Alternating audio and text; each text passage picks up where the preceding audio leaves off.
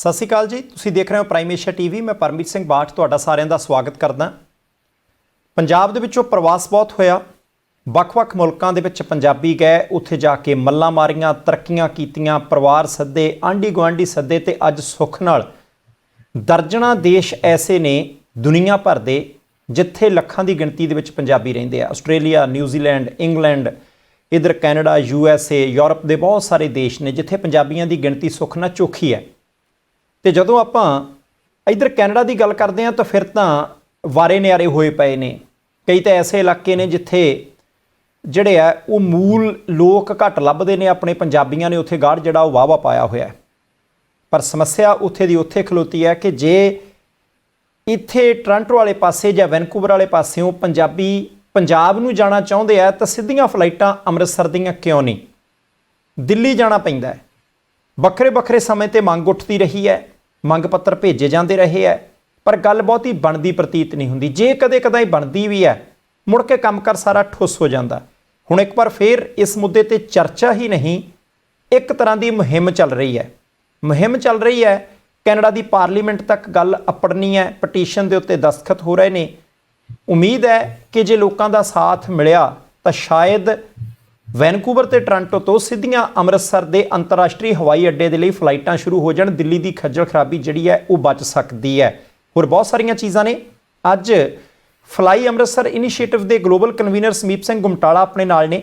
Petition ਕਿਹੜੀ ਚੱਲ ਰਹੀ ਹੈ, ਕਦੋਂ ਤੱਕ ਦਸਤਖਤ ਹੋਣੇ ਆ, ਲੋੜ ਕੀ ਹੈ, ਕਿੰਨੇ ਕੁ ਯਾਤਰੀ ਨੇ ਜਿਹੜੇ ਸਿੱਧੇ ਉਧਰਲੇ ਪਾਸੇ ਜਾਂਦੇ ਆ, ਉਹ ਸਾਰੀਆਂ ਚੀਜ਼ਾਂ ਦੀ ਗੱਲਬਾਤ ਕਰਾਂਗੇ। ਗੁਮਟਾਲਾ ਸਾਹਿਬ, ਸਵਾਗਤ ਹੈ ਤੁਹਾਡਾ। ਬਹੁਤ ਬਹੁਤ ਧੰਨਵਾਦ ਜੀ, ਸਾਰਿਆਂ ਨੂੰ ਪਿਆਰ ਭਰੀ ਸਤਿ ਸ਼੍ਰੀ ਅਕਾਲ।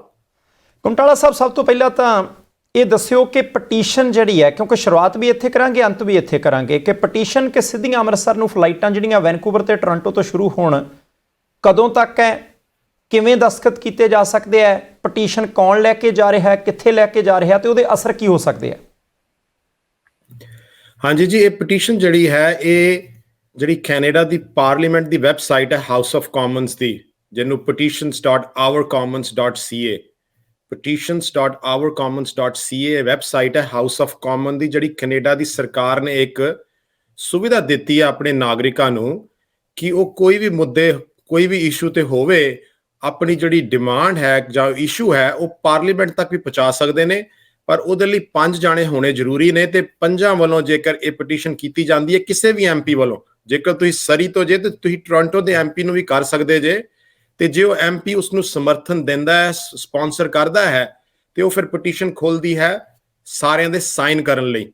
ਉਹ ਸਾਈਨ ਜਿਹੜੇ ਨੇ ਕੈਨੇਡੀਅਨ ਸਿਟੀਜ਼ਨ ਤੇ ਪਰਮਾਨੈਂਟ ਰੈਜ਼ੀਡੈਂਟ ਜਿਹੜੇ ਨੇ, ਉਹ ਆਨਲਾਈਨ ਇੱਕ ਲਿੰਕ ਹੁੰਦਾ ਹੈ, ਉਹਦੇ ਵਿੱਚ ਤੁਸੀਂ ਆਪਣਾ ਨਾਮ, ਫੋਨ ਨੰਬਰ ਤੇ ਈਮੇਲ ਐਡਰੈਸ ਤੇ ਜ਼ਿਪ ਕੋਡ, ਪੋਸਟਲ ਕੋਡ ਜਿਹੜਾ ਹੈ ਉਹ ਭਰਨਾ ਹੈ ਤੇ ਤੁਸੀਂ ਉਹਨੂੰ ਜਮ੍ਹਾਂ ਕਰ ਸਕਦੇ ਜੇ। ਤੇ ਉਹ ਸਿਗਨੇਚਰ ਦਾ ਜਿਹੜਾ ਕਾਊਂਟ ਹੈ ਉਹ ਉਸ ਵੈਬਸਾਈਟ ਤੇ ਰਹਿੰਦਾ ਹੈ ਕਿ ਕਿੱਥੋਂ ਕਿੰਨੇ ਸਿਗਨੇਚਰ ਆਏ ਨੇ। ਸੋ ਇਹ ਜਿਹੜੀ ਵੈਬਸਾਈਟ ਹੈ, ਉਹਦਾ ਪਟੀਸ਼ਨ ਨੰਬਰ ਜਿਹੜਾ ਅਸੀਂ ਇਹ ਫਲਾਈਟਸ ਲਈ ਸਪੈਸ਼ਲੀ ਕਿ ਕੈਨੇਡਾ ਗਵਰਨਮੈਂਟ ਮਦਦ ਕਰੇ, ਐਨਕਰੇਜ ਕਰੇ ਏਅਰਲਾਈਨਸ ਨੂੰ, ਭਾਵੇਂ ਉਹ ਭਾਰਤ 'ਚ ਹੋਣ, ਭਾਵੇਂ ਉਹ ਕੈਨੇਡਾ 'ਚ ਹੋਣ, ਕਿ ਉਹ ਸਿੱਧਾ ਟੋਰਾਂਟੋ ਤੇ ਵੈਨਕੂਵਰ ਨੂੰ ਅੰਮ੍ਰਿਤਸਰ ਨਾਲ ਜੋੜਨ। ਤੇ ਇਹ ਜਿਹੜੀ ਪਟੀਸ਼ਨ ਹੈ ਇਹ 11 ਫਰਵਰੀ ਤੱਕ ਖੁੱਲੀ ਹੈ। 30 ਦਿਨ ਲਈ ਅਸੀਂ ਇਹਨੂੰ ਪਾਇਆ ਗਿਆ ਸੀ ਤੇ ਇਹ 30 ਦਿਨ ਲਈ ਖੁੱਲੀ ਹੈ। ਤੇ ਇਹਦਾ ਪਟੀਸ਼ਨ ਦਾ ਨੰਬਰ ਹੈਗਾ E ਐਲੀਫੈਂਟ ਵਾਲਾ E3771 E3771। ਤੇ ਬੜਾ ਸੌਖਾ ਤਰੀਕਾ ਹੈ ਕਿ ਤੁਸੀਂ google.com ਤੇ ਜਾ ਕੇ ਸਰਚ ਵਿੱਚ E3771 ਇੰਡੀਆ ਜਾਂ ਕੱਲਾ E3771 E ਪਟੀਸ਼ਨ ਪਾਓਗੇ ਤੇ ਤੁਹਾਨੂੰ ਪਹਿਲਾ ਲਿੰਕ ਹੀ ਜਿਹੜਾ ਆਏਗਾ ਉਹ ਹਾਊਸ ਆਫ ਕਾਮਨਸ ਦਾ ਆਏਗਾ। ਤੇ ਉਹਦੇ 'ਚ ਤੁਸੀਂ ਸਿੱਧਾ ਹੀ ਜਿਹੜਾ ਥੱਲੇ ਆਪਣਾ ਨਾਮ ਤੇ ਪੋਸਟਲ ਕੋਡ ਭਰ ਕੇ ਤੇ ਉਹਨੂੰ ਸਾਈਨ ਜਦੋਂ ਕਰੋਗੇ ਤੇ ਤੁਹਾਨੂੰ ਇੱਕ ਈਮੇਲ ਆਏਗੀ ਕਿ ਤੁਹਾਨੂੰ ਅਸੀਂ ਵੈਰੀਫਾਈ ਕਰਾਂਗੇ, ਕਿਉਂਕਿ ਬਾਟ ਸਾਹਿਬ ਐਵੇਂ ਕੋਈ ਵੀ ਕਿਸੇ ਦਾ ਈਮੇਲ ਭਰ ਸਕਦਾ ਹੈ ਤੇ ਨਾਮ ਭਰ ਕੇ, ਇਸੇ ਕਰਕੇ ਤੁਹਾਨੂੰ ਇੱਕ ਈਮੇਲ ਆਏਗੀ। ਫਿਰ ਤੁਸੀਂ ਆਪਣੀ ਈਮੇਲ ਖੋਲ ਕੇ ਲਿੰਕ ਨੂੰ ਕਲਿੱਕ ਕਰਨਾ ਹੈ ਤੇ ਉਹ ਤੁਹਾਡੀ ਜਿਹੜੀ ਰਿਕੁਐਸਟ ਹੈ, ਜਿਹੜੀ ਇਸ਼ੂ ਹੈ, ਜਿਹੜੀ ਵੀ ਡਿਮਾਂਡ ਪਟੀਸ਼ਨ ਤੁਸੀਂ ਕਰ ਰਹੇ ਜੇ, ਉਹ ਤੁਹਾਡੀ ਪਾਰਲੀਮੈਂਟ ਹਾਊਸ ਆਫ ਕਾਮਨ ਵਿੱਚ ਸਬਮਿਟ ਹੋ ਜਾਏਗੀ। ਤੁਹਾਡਾ ਕੋਈ ਐਡਰੈਸ ਜਾਂ ਕੋਈ ਹੋਰ ਚੀਜ਼ ਉਹਨਾਂ ਨੇ ਉੱਥੇ ਡਿਸਪਲੇ ਨਹੀਂ ਕਰਨਾ, ਉਹ ਉਹਨਾਂ ਕੋਲ ਰਿਕਾਰਡ ਜਿਹੜਾ ਹੈ, ਆਪਣਾ ਪ੍ਰਾਈਵੇਟ ਰੈਕਡ ਜਿਹੜਾ ਹੈ, ਉਹਨਾਂ ਕੋਲ ਮਿਲ ਜਾਏਗਾ। ਜੀ ਗੁਮਟਾਲਾ ਸਾਹਿਬ, ਇੱਕ ਚੀਜ਼ ਕਲੀਅਰ ਕਰਿਓ ਕਿ ਹੁਣ ਤੱਕ ਕਿੰਨੇ ਕੁ ਲੋਕ ਨੇ ਕੈਨੇਡਾ ਦੇ ਵਿੱਚੋਂ ਸਿਟੀਜ਼ਨ ਤੇ PR, ਕਿਉਂਕਿ ਇਹਦੇ ਵਿੱਚ ਵਿਜ਼ਟਰ, ਵਰਕ ਪਰਮਿਟ ਵਾਲੇ, ਸਟੂਡੈਂਟ ਉਹ ਸਾਈਨ ਨਹੀਂ ਕਰ ਸਕਦੇ। ਮੈਂ ਇਹ ਤਾਂ ਕਲੀਅਰ ਕੀਤਾ ਕਿ ਉਹ ਆਪਣੀ ਜਿਹੜੀ ਆ ਸ਼ਕਤੀ ਇੱਧਰਲੇ ਪਾਸੇ ਉਹ ਵਿਅਰਥ ਨਾ ਲਾਉਣ। ਹਾਂ, ਉਹ ਕਹਿ ਸਕਦੇ ਆ ਜਿਹੜੇ PR ਜਾਂ ਸਿਟੀਜ਼ਨ ਉਹਨਾਂ ਨੂੰ ਬੇਨਤੀ ਕਰ ਸਕਦੇ ਆ, ਜਾਂ ਕਈ ਵਾਰੀ ਭਰਨ ਦੇ ਵਿੱਚ ਕਈਆਂ ਨੂੰ ਦਿੱਕਤ ਆਉਂਦੀ ਆ ਟੈਕਨੀਕਲੀ, ਬਹੁਤੇ ਬੰਦੇ ਜਿਹੜੇ ਉਹ ਸ਼ਕਤੀ ਜੇ ਕਿਸੇ ਕੋਲ ਨਹੀਂ ਹੁੰਦੀ ਤਾਂ ਉਹ ਫਿਰ ਉਹਨਾਂ ਦੀ ਮਦਦ ਲੈ ਸਕਦੇ ਆ। ਹੁਣ ਗੁਮਟਾਲਾ ਸਾਹਿਬ, ਕਿੰਨੇ ਕੁ ਲੋਕ ਨੇ ਜਿਹੜੇ ਪਟੀਸ਼ਨ ਤੇ ਸਾਈਨ ਕਰ ਚੁੱਕੇ ਆ? ਕਿੰਨੇ ਕੁ ਲੋਕਾਂ ਦੇ ਪਟੀਸ਼ਨ ਦੇ ਉੱਤੇ ਸਾਈਨ ਹੋਣ ਜਾਂ ਉਹ ਪਟੀਸ਼ਨ ਨੂੰ ਜਾ ਕੇ ਰਜਿਸਟਰਡ ਕਰਨ ਤਾਂ ਜਾ ਕੇ ਹਾਊਸ ਆਫ ਕਾਮਨਸ ਯਾਨੀ ਕਿ ਕੈਨੇਡੀਅਨ ਪਾਰਲੀਮੈਂਟ ਦੇ ਵਿੱਚ ਇਹ ਗੱਲ ਉੱਠੇਗੀ? ਹਾਂਜੀ, ਜਿੰਨੇ ਜੀ ਉਹ ਮਿਨੀਮਮ ਸਿਗਨੇਚਰ ਚਾਹੀਦੇ ਸੀ ਉਹ ਤੇ ਸਾਨੂੰ ਪਹਿਲੇ ਦਿਨ ਹੀ ਹੋ ਗਏ। ਬੜਾ ਵੱਡਾ ਹੁਲਾਰਾ ਮਿਲਿਆ ਜਦੋਂ ਅਸੀਂ ਇਹ ਸੋਸ਼ਲ ਮੀਡੀਆ ਤੇ ਮੀਡੀਆ ਰਾਹੀਂ ਇਹ ਸਾਰੀ ਗੱਲ ਕੀਤੀ। ਤੇ ਇਹ 12 ਜਨਵਰੀ ਨੂੰ ਪਟੀਸ਼ਨ ਖੁੱਲੀ ਸੀਗੀ, ਪਰ ਅਸੀਂ ਮੇਨਲੀ ਹਫਤੇ ਬਾਅਦ ਇਸ ਨੂੰ ਸਾਰਾ ਸ਼ੇਅਰ ਕੀਤਾ ਜਦੋਂ। ਤੇ ਜਿਹੜੇ ਮਿਨੀਮਮ ਸਿਗਨੇਚਰ ਨੇ ਉਹ 500 ਸਿਗਨੇਚਰ ਹੁੰਦੇ ਨੇ, ਉਹ ਹੋ ਗਏ ਨੇ। ਤੇ ਪਰ ਗੱਲ ਬਾਟ ਸਾਹਿਬ ਸਿਰਫ 20 ਸਿਗਨੇਚਰਾਂ ਦੀ 500 ਦੀ ਨਹੀਂ ਹੈ, ਇਹ ਗੱਲ ਹੈ 10 ਲੱਖ ਤੋਂ ਵੱਧ ਪੰਜਾਬੀ ਜਿਹੜੇ ਜਿਨ੍ਹਾਂ 'ਚ ਅਸੀਂ PR ਦੀ ਵੀ ਗੱਲ ਕਰ ਰਹੇ ਹਾਂ, ਵੱਖਰੀ ਨਹੀਂ, ਸੌਰੀ, ਵਰਕ ਪਰਮਿਟ ਦੀ ਵੀ ਗੱਲ ਕਰ ਰਹੇ ਹਾਂ, ਜਿਹੜੇ ਉਹ ਵੀ ਕੈਨੇਡਾ ਰਹਿੰਦੇ ਨੇ, ਸਟੂਡੈਂਟ ਵੀ ਜਿਹੜੇ ਰਹਿੰਦੇ ਨੇ। ਸੋ ਇਹ ਗੱਲ ਜਿਹੜੀ ਮੰਗ ਹੈ ਇਹ ਮਿਲੀਅਨ ਤੋਂ ਵੱਧ ਪੰਜਾਬੀਆਂ ਦੀ ਹੈ। ਸੋ ਸਾਨੂੰ ਉਮੀਦ ਹੈ, ਅਸੀਂ ਘੱਟੋ ਘੱਟ ਜਿਹੜਾ ਆਪਣਾ ਪਰਸਨਲ ਟਾਰਗੇਟ ਰੱਖਿਆ ਉਹ 25,000 ਸਿਗਨੇਚਰਸ ਦਾ ਰੱਖਿਆ 11 ਫਰਵਰੀ ਤੱਕ, ਕਿ ਸਾਨੂੰ ਘੱਟੋ ਘੱਟ 30 ਦਿਨਾਂ 'ਚ 25,000 ਸਿਗਨੇਚਰ ਮਿਲ ਜਾਣ। ਤੇ ਇਸ ਸਮੇਂ ਤੁਹਾਡੇ ਨਾਲ ਗੱਲ ਕਰਨ ਸਮੇਂ ਤਕਰੀਬਨ 11,000 ਸਿਗਨੇਚਰ ਜਿਹੜੇ ਨੇ ਉਹ ਪੂਰੇ ਕੈਨੇਡਾ ਤੋਂ ਹੋਏ ਨੇ। ਸਭ ਤੋਂ ਅੱਗੇ ਜਿਹੜਾ ਮੈਂ ਕਹਾਂਗਾ BC ਜਿਹੜਾ ਹੈ ਲੀਡ ਕਰ ਰਿਹਾ ਹੈ, ਤਕਰੀਬਨ 5,000 ਤੋਂ ਵੱਧ ਸਾਈਨ ਉੱਥੋਂ ਨੇ। ਦੂਜੇ ਨੰਬਰ ਤੇ ਓਨਟਾਰੀਓ ਹੈ, ਭਾਵੇਂ ਕਿ ਉਹ ਸਭ ਤੋਂ ਵੱਡਾ ਸੂਬਾ ਹੈ, ਸਭ ਤੋਂ ਵੱਧ ਪਾਪੂਲੇਸ਼ਨ ਉਹ ਹੈ, ਪਰ ਓਨਟਾਰੀਓ ਦੇ ਪੰਜਾਬੀ ਥੋੜੇ ਜਿਹੇ ਢਿੱਲੇ ਚੱਲ ਰਹੇ ਨੇ ਤੇ ਉੱਥੋਂ ਤਕਰੀਬਨ 3,000 ਤੋਂ ਵੱਧ ਸਿਗਨੇਚਰ ਹੋਏ ਨੇ। ਸੋ ਪਰ ਜੇ ਅਸੀਂ ਗੱਲ ਲਾਈਏ 40,000 ਤੋਂ ਵੱਧ ਪੰਜਾਬੀ ਤੇ ਉਦੋਂ ਫਸੇ ਸਨ 2020 ਵਿੱਚ, ਉਦੋਂ ਲਾਕਡਾਊਨ ਲੱਗਾ। ਸੋ ਹਾਲੇ 25,000 ਦਾ ਜਿਹੜਾ ਅਸੀਂ ਆਪਣਾ ਪਰਸਨਲ ਟੀਚਾ ਰੱਖਿਆ ਉਹ ਹਾਲੇ ਪਾਰ ਨਹੀਂ ਹੋਇਆ, ਪਰ ਫਿਰ ਵੀ ਮੈਂ ਕਹਾਂਗਾ 11,000 ਦਾ ਨੰਬਰ 10 ਦਿਨਾਂ 'ਚ ਸਾਡੇ ਲਈ ਬਹੁਤ ਵਧੀਆ ਇੱਕ ਮੈਂ ਕਹਾਂਗਾ ਪੰਜਾਬੀਆਂ ਨੇ ਜਿਹੜਾ ਸਾਨੂੰ ਸਾਥ ਹਾਲੇ ਤੱਕ ਦਿੱਤਾ ਹੈ। ਜੀ ਗੁਮਟਾਲਾ ਸਾਹਿਬ, ਲਾਹਾ ਕੀ ਹੋਊਗਾ ਜੀ? ਮਾੜਾ ਜਿਹਾ ਕਈ ਵਾਰੀ ਸਮਝ ਨਹੀਂ ਆਉਂਦੀ ਹੁੰਦੀ ਉਸ ਚੀਜ਼ ਦੀ ਕਿ ਜੇ ਅੰਮ੍ਰਿਤਸਰ ਨੂੰ ਵੈਨਕੂਵਰ ਤੇ ਟੋਰਾਂਟੋ ਤੋਂ ਸਿੱਧੀਆਂ ਫਲਾਈਟਾਂ ਚੱਲ ਪੈਂਦੀਆਂ, ਕਿਹੜੀ ਚੀਜ਼ ਬਚੇਗੀ? ਕਈ ਵਾਰੀ ਸੱਜਣ ਕਹਿੰਦੇ ਹੁੰਦੇ ਜੀ ਉੱਥੇ ਦੀ ਫਲਾਈਟ $200-250 ਮਹਿੰਗੀ ਹੈ, ਦਿੱਲੀ ਦੀ ਸਸਤੀ ਹੈ, ਇੱਦਾਂ ਦੀਆਂ ਗੱਲਾਂ ਬਾਤਾਂ ਵੀ ਵਿੱਚ ਆ ਜਾਂਦੀਆਂ, ਉਹ ਵੀ ਥੋੜੀ ਜਿਹੀ ਚਾਨਣ ਪਾਉਣ ਦੀ ਕੋਸ਼ਿਸ਼ ਕਰਿਓ। ਹਾਂਜੀ ਜੀ, ਲਾਹਾ ਤਾਂ ਅਸੀਂ ਸਾਰਿਆਂ ਨੂੰ ਪਤਾ ਹੀ ਹੈ ਕਿ ਤੁਸੀਂ ਅੱਜ ਸਵੇਰੇ ਪ੍ਰੋਗਰਾਮ ਵੀ ਕੀਤਾ ਕਿ ਅਸੀਂ ਖੇਤੀ ਦੀ ਗੱਲ ਕਰ ਰਹੇ ਹਾਂ। ਸਭ ਤੋਂ ਪਹਿਲਾਂ ਅਸੀਂ ਕਿਸਾਨੀ ਦੀ ਗੱਲ ਕਰ ਰਹੇ ਹਾਂ, ਕਿਵੇਂ ਉੱਥੇ ਅੱਜ ਕੱਲ NRI ਸਾਡੇ ਵੀਰ ਵੀ ਕਿਵੇਂ ਉੱਥੇ ਕਿਸਾਨਾਂ ਨੂੰ ਹੈਲਪ ਵੀ ਕਰ ਰਹੇ ਨੇ, ਉਦਮ ਵੀ ਕਰ ਰਹੇ ਨੇ। ਤੇ ਇੱਕ ਬੜਾ ਵੱਡਾ ਲਾਹਾ ਆਬਵੀਅਸਲੀ ਅਸੀਂ ਜਿਹੜਾ ਟਰੈਵਲ ਕਰਨਾ ਉਹ ਤੇ 15 ਘੰਟੇ 'ਚ ਪਹੁੰਚ ਜਾਵਾਂਗੇ, ਭਾਵੇਂ ਉਹ ਕਿਰਾਇਆ $200 ਵੱਧ ਵੀ ਲੱਗ ਜਾਏ, ਕਿਉਂਕਿ ਅਸੀਂ ਜਦੋਂ ਦਿੱਲੀੋਂ ਅੰਮ੍ਰਿਤਸਰ ਪੰਜਾਬ ਨੂੰ ਆਉਂਦੇ ਹਾਂ ਅਸੀਂ ਵਿੱਚ ਸਾਰਾ ਜਮਾ ਘਟਾਓ ਨਹੀਂ ਕਰਦੇ ਕਿ 8 ਤੋਂ 10 ਘੰਟੇ ਸਾਨੂੰ ਘੱਟੋ ਘੱਟ 10 ਘੰਟੇ ਦਿੱਲੀ ਤੋਂ ਪੰਜਾਬ ਆਉਣ ਲਈ ਲੱਗ ਜਾਂਦੇ ਆ, ਤੇ ਤੁਹਾਡੀ ਇੱਕ ਛੁੱਟੀ ਬਚ ਸਕਦੀ ਹੈ। ਸੋ ਜੇ ਤੁਸੀਂ ਆਉਣ ਜਾਣ ਦੀ ਗੱਲ ਕਰੀਏ। ਦੂਜੀ ਗੱਲ ਜਿਹੜੀ ਕਿਸਾਨਾਂ ਨੂੰ, ਜੇਕਰ ਅਸੀਂ ਦੂਜੀ ਖੇਤੀ ਕਰਦੇ ਹਾਂ, ਸਾਡੀਆਂ ਸਬਜ਼ੀਆਂ ਬਾਹਰ ਕੈਨੇਡਾ ਵੱਲ ਨੂੰ ਤੇ ਸਾਡੀਆਂ ਸਬਜ਼ੀਆਂ ਮੰਡੀਆਂ ਸਾਡੇ ਬੜੀਆਂ ਤਗੜੇ ਸਟੋਰ ਨੇ, ਕਿਸਾਨਾਂ ਨੂੰ ਤਿਆਰ ਕਰਕੇ ਇਹੋ ਕੰਮ ਜੇ ਇੱਧਰ ਹੋ ਜਾਏ ਤੇ ਤੁਸੀਂ ਅੰਦਾਜ਼ਾ ਲਗਾ ਸਕਦੇ ਹੋ ਕਿ ਲਾਹਾ ਸਭ ਤੋਂ ਵੱਧ ਸਾਡੇ ਕਿਸਾਨ ਵੀਰਾਂ ਨੂੰ ਹੋਊਗਾ। ਤੇ ਆਪਾਂ ਤੇ ਪਹੁੰਚਾਂਗੇ ਨਾਲ ਦੀ ਨਾਲ ਦੂਜਿਆਂ ਨੂੰ ਵੀ, ਸਾਡੀ ਕਿਸਾਨੀ ਨੂੰ ਜਿਹੜਾ ਅਸੀਂ ਇੰਨਾ ਵੱਡਾ ਅੰਦੋਲਨ ਵੀ ਕੀਤਾ ਤੇ ਜਿਸ ਦਾ ਕਿ ਸਾਨੂੰ ਅਸੀਂ ਚਾਹੁੰਦੇ ਹਾਂ ਕਿ ਕਿਸਾਨ ਜਿਹੜੇ ਨੇ ਹੋਰ ਉਹਨਾਂ ਨੂੰ ਜਿਹੜੀ ਉਹਨਾਂ ਦੀ ਇਨਕਮ ਹੈ ਉਹ ਵਧੇ। ਸੋ ਇਹ ਇੱਕ ਬੜੀ ਵੱਡੀ ਚੀਜ਼ ਹੈ, ਕਿਉਂਕਿ ਇਸ ਵਕਤ ਜਿਹੜਾ ਪੈਰੀਸ਼ੇਬਲ ਕਾਰਗੋ ਅਸੀਂ ਕਹਿੰਦੇ ਹਾਂ ਉਹ ਜੇ ਕੋਈ ਆਉਂਦਾ ਵਾ ਤੇ ਵਾਇਆ ਦਿੱਲੀ ਆਉਂਦਾ ਵਾ, ਦਿੱਲੀੋਂ ਭੇਜਣਾ ਪੈਂਦਾ ਹੈ, ਉੱਥੋਂ ਕਿੰਨਾ ਕੁ ਭੇਜਦੇ ਨੇ ਨਹੀਂ, ਪਰ ਹੁਣ ਅੰਮ੍ਰਿਤਸਰੋਂ ਜਿਹੜੀ ਲੰਡਨ ਫਲਾਈਟ ਚੱਲ ਰਹੀਆਂ ਨੇ ਉਹਦੇ 'ਚ ਪੈਰੀਸ਼ੇਬਲ ਕਾਰਗੋ ਜਾਂਦਾ ਹੈ, ਬਰਮਿੰਗਮ ਵੀ। ਸੋ ਇਹ ਫਾਇਦਾ ਸਾਡੇ ਪੰਜਾਬੀਆਂ ਨੂੰ ਬਹੁਤ ਹੋਏਗਾ। ਜੀ ਗੁਮਟਾਲਾ ਸਾਹਿਬ, ਪਹਿਲਾਂ ਵੀ ਇੱਕ ਦੋ ਵਾਰੀ ਚਰਚੇ ਹੋਏ ਨੇ, ਕੋਸ਼ਿਸ਼ ਹੋਈ ਹੈ, ਕੰਮ ਸ਼ੁਰੂ ਵੀ ਹੋਏ ਆ, ਦਿੱਕਤ ਕਿੱਥੇ ਆ ਜਾਂਦੀ ਹੈ? ਕਿਉਂ ਜਦੋਂ ਪਤਾ ਹੈ ਕਿ ਟ੍ਰੈਫਿਕ ਹੈਗਾ, ਯਾਤਰੀ ਹੈਗੇ ਨੇ, ਇਹਦੇ ਬਾਵਜੂਦ ਵੀ ਕੰਮ ਕਿਉਂ ਨਹੀਂ ਨੇਪਰੇ ਚੜ੍ਹਨ ਦਾ? ਸਮੱਸਿਆ ਕਿੱਥੇ ਹੈ? ਹਾਂਜੀ ਜੀ, ਇਹ ਸਵਾਲ ਤੁਹਾਡਾ ਬੜਾ ਹੀ ਵਾਜਬ ਹੈ ਕਿ ਜੇਕਰ ਬੜੇ ਲੋਕ ਕੁਐਸਚਨ ਵੀ ਕਰ ਰਹੇ ਨੇ, ਜੇਕਰ 에ਅਰਲਾਈਨਸ ਨੂੰ ਲੱਗਦਾ ਹੈ ਕਿ ਬੜੀ ਸਵਾਰੀ ਹੈ ਤੇ ਉਹ ਸ਼ੁਰੂ ਕਿਉਂ ਨਹੀਂ ਕਰ ਦਿੰਦੇ? 에ਅਰ ਕੈਨੇਡਾ ਨੂੰ ਜੇ ਲੱਗੂਗਾ, ਕਾਫੀ ਲੋਕ ਕਹਿ ਰਹੇ ਨੇ ਕਿ ਪਟੀਸ਼ਨਾਂ ਨਾਲ ਕੀ ਹੋਣਾ, ਸਰਕਾਰੀ ਆਵਾਜਾਈ ਹੈ, ਸਰਕਾਰੀ ਕੰਮ ਹੈ। ਦੇਖੋ ਜੀ, ਕੋਈ ਵੀ ਚੀਜ਼ ਜਦੋਂ ਅਸੀਂ ਸ਼ੁਰੂ ਕਰਦੇ ਹਾਂ ਉਹ ਇਕੱਲਾ ਇੱਕੋ ਪਾਸੇ ਆਪਾਂ ਧਿਆਨ ਨਹੀਂ ਦੇਈਦਾ। ਜੇ ਗਵਰਨਮੈਂਟ ਤੱਕ ਵੀ ਗੱਲ ਪਹੁੰਚੇ ਤੇ ਸਾਨੂੰ ਸਾਰਿਆਂ ਨੂੰ ਯਾਦ ਹੈ ਮਾਰਚ 2020 ਵਿੱਚ ਜਦੋਂ ਸਾਰੇ ਇਕੱਠੇ ਹੋਏ ਤੇ ਪਹਿਲਾਂ ਸਾਰਿਆਂ ਨੇ ਕਿਹਾ ਸੀ, ਇਹਨਾਂ ਨੇ ਕੈਨੇਡਾ ਦੀ ਗਵਰਨਮੈਂਟ ਨੇ ਜਿਹੜੀਆਂ ਸਪੈਸ਼ਲ ਫਲਾਈਟਸ ਲਾਉਣ ਲੱਗੇ ਸੀ ਤੇ ਉਹ ਦਿੱਲੀੋਂ ਲਾਈਆਂ ਪਹਿਲਾਂ 에ਅਰ ਇੰਡੀਆ ਦੀਆਂ, 에ਅਰ ਕੈਨੇਡਾ ਦੇ ਨਾਲ, ਪਰ ਸਾਰੇ ਪੰਜਾਬੀ ਲਾਮਬੰਦ ਹੋਏ ਤੇ ਉਹਨਾਂ ਨੇ ਕਿਹਾ ਬਈ ਸਾਡਾ ਦਿੱਲੀ ਜਾਣ ਦਾ ਬਹੁਤ ਵੱਡਾ ਖਤਰਾ ਹੈ ਤੇ ਰਸਤੇ 'ਚ ਸੋਟੇ ਵੀ ਮਾਰਦੇ, ਕਈ ਕੁਝ ਹੁੰਦਾ ਹੈ, ਤੇ ਅਸੀਂ ਅੰਮ੍ਰਿਤਸਰ ਤੋਂ ਹੀ ਆਉਣਾ ਤੇ ਕੈਨੇਡਾ ਦੀ ਸਰਕਾਰ ਨੂੰ ਸਪੈਸ਼ਲ ਫਲਾਈਟਸ ਅਰੇਂਜਮੈਂਟ ਕਰਾਉਣੀ ਪਈ। ਇਤਿਹਾਸ ਵਿੱਚ ਪਹਿਲੀ ਵਾਰ ਹੋਇਆ ਕਿ ਅੰਮ੍ਰਿਤਸਰੋਂ ਟੋਰਾਂਟੋ ਦੇ ਨਾਲ ਵੈਂਕੂਵਰ ਲਈ ਫਲਾਈਟਸ ਆਈਆਂ। ਸੋ ਇਹ ਜਿਹੜੀ ਇਕੱਠੇ ਹੋਣ ਦੀ ਜਿਹੜੀ ਗੱਲ ਹੈ, ਇਸੇ ਕਰਕੇ ਇਹ ਜਿਹੜੀ ਪਟੀਸ਼ਨ ਹੈ ਉਹ ਸ਼ੁਰੂ ਕੀਤੀ ਗਈ ਹੈ ਕਿ ਫਿਰ ਤੋਂ ਦਿਖਾਇਆ ਜਾਵੇ ਕਿ ਉਹ ਸਪੋਰਟ ਹਾਲੇ ਵੀ ਮੌਜੂਦ ਹੈ। ਦੂਜੀ ਗੱਲ ਤੁਸੀਂ ਕੀਤੀ ਕਿ ਵਾਇਬਿਲਿਟੀ ਜਿਹੜੀ ਹੈ 에ਅਰ ਕੈਨੇਡਾ, ਲੈਟਸ ਸੇ ਅਸੀਂ ਐਗਜ਼ਾਮਪਲ ਲਾ ਲਈਏ, ਜਾਂ 에ਅਰ ਇੰਡੀਆ ਲਾ ਲਈਏ, ਜਿਹੜੀ ਇਸ ਵਕਤ ਦੋਵੇਂ 에ਅਰਲਾਈਨਾਂ ਹਫਤੇ ਦੀਆਂ 30 ਫਲਾਈਟਾਂ ਨੇ ਟੋਰਾਂਟੋ ਤੇ ਵੈਂਕੂਵਰ ਤੋਂ ਤੇ ਮੌਂਟਰੀਅਲ ਤੋਂ ਆਪਰੇਟ ਕਰ ਰਹੀਆਂ ਨੇ। ਤੇ ਜੇ ਉਹਨਾਂ ਨੂੰ ਲੱਗਦਾ ਹੈ ਕਿ ਕਮਰਸ਼ੀਅਲ ਵਾਇਬਿਲਿਟੀ ਅੰਮ੍ਰਿਤਸਰ ਦੀ ਹੋਵੇ, ਕਿਉਂ ਨਹੀਂ ਸ਼ੁਰੂ ਕਰਦੀਆਂ? 에ਅਰਲਾਈਨਸ ਕੋ ਦੇਖੋ ਜੀ, ਬਹੁਤ ਥਾਵਾਂ ਹੁੰਦੀਆਂ ਨੇ। ਹੋਰ 에ਅਰ ਕੈਨੇਡਾ ਹੋ ਗਈ, ਬੜੀ ਵੱਡੀ 에ਅਰਲਾਈਨ ਹੈ, ਬ੍ਰਿਟਿਸ਼ 에ਅਰਵੇਜ਼ ਹੈ, ਉਹ ਪੂਰੀ ਦੁਨੀਆ ਦਾ ਰਿਸਰਚ ਕਰਦੀਆਂ ਨੇ ਕਿੱਥੇ ਕਿੱਥੇ ਆਪਾਂ ਸ਼ੁਰੂ ਕਰਕੇ ਪ੍ਰੋਫਿਟ ਲੈ ਸਕਦੇ ਹਾਂ। ਕਈ ਵਾਰ ਉਹਨਾਂ ਦਾ ਧਿਆਨ ਵੀ ਨਹੀਂ ਜਾਂਦਾ। ਦੂਜੀ ਗੱਲ, ਜਿਹੜਾ ਉਹਨਾਂ ਕੋਲ ਡੇਟਾ ਵੀ ਆ ਨਾ ਬਾਟ ਸਾਹਿਬ, ਮੈਂ ਦੱਸ ਦਵਾਂ, 2019 ਵਿੱਚ ਸਤੰਬਰ ਇੱਕ ਮੀਟਿੰਗ ਹੋਈ ਸੀ 에ਅਰ ਕੈਨੇਡਾ ਦੇ ਨਾਲ ਸਾਡੀ, ਉਹ 'ਚ MP ਸਹੋਤਾ, ਜਿਹੜੇ ਮੈਂ ਧੰਨਵਾਦੀ ਹਾਂ ਟੋਰਾਂਟੋ ਵਾਲੇ ਪਾਸੇ, ਉਹ ਵੀ ਮੌਜੂਦ ਸਨ, ਤੇ MP ਸੋਨੀਆ ਸਿੱਧੂ। ਉਹ ਕਹਿੰਦੇ ਜੀ ਸਾਡੇ ਕੋਲ ਨੰਬਰ ਹੀ ਨਹੀਂ ਹੈਗੇ ਕਿ ਸਾਡੀਆਂ ਫਲਾਈਟਾਂ ਦਿੱਲੀ ਤੱਕ ਜਾਂਦੀਆਂ, ਅੱਗੇ ਅਸੀਂ ਤੁਹਾਨੂੰ 에ਅਰ ਇੰਡੀਆ ਦੇ ਨਾਲ ਕਨੈਕਸ਼ਨ ਦਿੰਨੇ ਆ, ਸਾਡੇ ਕੋਲ ਨੰਬਰ ਹੀ ਨਹੀਂ ਹੈਗੇ ਜਿਹੜੇ ਅੰਮ੍ਰਿਤਸਰ ਲੋਕ ਜਾ ਰਹੇ ਨੇ। ਅਸੀਂ ਉਹਨਾਂ ਨੂੰ ਸਮਝਾਇਆ ਕਿ ਤੁਹਾਡੇ ਸਾਹਮਣੇ ਨੰਬਰ ਹੈ ਜੀ, ਤੁਸੀਂ ਹੁਣੇ ਦੱਸਿਆ ਕਿ ਸਭ ਤੋਂ ਵੱਧ ਪ੍ਰਵਾਸ ਜਿਹੜੀ ਹੈ ਕੈਨੇਡਾ 'ਚ ਵੀ ਹੋਈ ਹੈ। ਤੇ ਉਹ ਕਹਿੰਦੇ ਅੱਛਾ, ਤੁਹਾਡੀ ਜਿਹੜੀ ਟ੍ਰੈਫਿਕ ਉਹ ਬਾਈ ਰੋਡ ਜਾ ਰਹੀ ਹੈ ਜਾਂ ਵੱਖਰੀਆਂ ਟਿਕਟਾਂ ਲੈ ਕੇ ਜਾ ਰਹੀ ਹੈ, ਉਹ ਨੰਬਰ ਸਾਡੇ ਕੋਲ ਨਹੀਂ ਹੈਗੇ। ਤੇ ਅਸੀਂ ਕਿਹਾ ਕਿ ਨੰਬਰ ਤੇ ਤੁਹਾਨੂੰ ਦਿੱਤੇ ਜਾ ਸਕਦੇ ਨੇ, ਸਾਰਾ ਇਹ ਦੇਖੋ ਸਾਡੀ ਪੋਪੂਲੇਸ਼ਨ ਕਿੰਨੀ ਹੈ। ਸੋ ਇਹ ਚੀਜ਼ਾਂ ਜਿਹੜੀਆਂ ਨੇ, ਕੁਝ ਟੈਕਨੀਕਲ ਚੀਜ਼ਾਂ ਜਿਹੜੀਆਂ ਨੇ, ਉਹਨਾਂ ਨੇ ਫਿਰ ਸਮਝਾਈਆਂ, ਪਰ ਉਸ ਤੋਂ ਬਾਅਦ ਕੋਵਿਡ ਆ ਗਿਆ। ਸੋ ਇਹ ਉਦਮ ਅਸੀਂ ਉਦੋਂ ਕੀਤਾ ਸੀ ਤੇ ਗੱਲਬਾਤ ਬੜੀ ਵਧੀਆ ਚੜੀ, ਬੜਾ ਵਧੀਆ ਅਸੀਂ ਅੰਕੜੇ ਵੀ ਦਿੱਤੇ, ਉਹਨਾਂ ਨੇ ਵੀ ਸਰਚ ਕਰਨੀ ਸੀ। ਸੋ ਕੁਝ ਅੜਚਣਾਂ ਜਿਹੜੀਆਂ ਨੇ ਉਹਨਾਂ ਲਈ ਬਹੁਤ ਦੁਨੀਆ ਦੇ ਹੋਰ ਵੀ ਜਿਹੜੇ ਟਿਕਾਣੇ ਨੇ। ਦੂਜੀ ਗੱਲ ਬਾਟ ਸਾਹਿਬ, ਅਸੀਂ ਕੋਸ਼ਿਸ਼ ਕਰਨੀ ਹੈ, ਆਸਟ੍ਰੇਲੀਆ ਨੂੰ ਸਿੱਧੀਆਂ ਫਲਾਈਟਸ ਨਹੀਂ ਜਾਂਦੀਆਂ ਕੋਵਿਡ ਤੋਂ ਪਹਿਲਾਂ, ਪਰ ਅੰਮ੍ਰਿਤਸਰੋਂ ਕੁਆਲਾਲੰਪੁਰ ਤੇ ਸਿੰਗਾਪੁਰ ਦੀਆਂ ਫਲਾਈਟਸ ਸ਼ੁਰੂ ਹੋਈਆਂ 2 에ਅਰਲਾਈਨਸ ਵੱਲੋਂ। ਉੱਥੇ 2 ਘੰਟੇ ਰੁਕ ਕੇ ਅੰਮ੍ਰਿਤਸਰੋਂ ਚੜ੍ਹ ਕੇ ਲੋਕ ਮੈਲਬਰਨ, ਸਿਡਨੀ, ਪਰਥ ਪਹੁੰਚ ਜਾਂਦੇ ਨੇ ਤਕਰੀਬਨ 14 ਤੋਂ 16 ਘੰਟਿਆਂ 'ਚ।